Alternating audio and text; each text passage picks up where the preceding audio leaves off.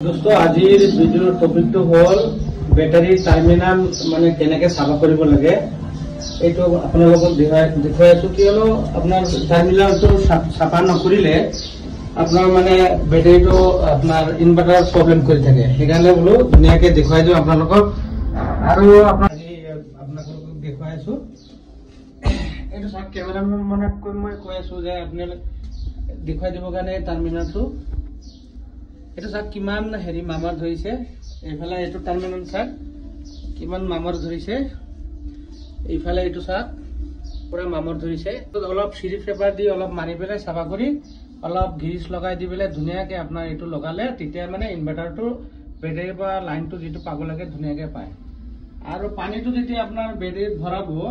পানীটো 1 ইঞ্চি প্ৰায় 1.5 ইঞ্চি মান খালি ৰাখিব খালি ৰাখিলে আপোনাৰ এচিটো তলত নলায় এইফালে সাক পকাত এচিটো ওলাই পেলাই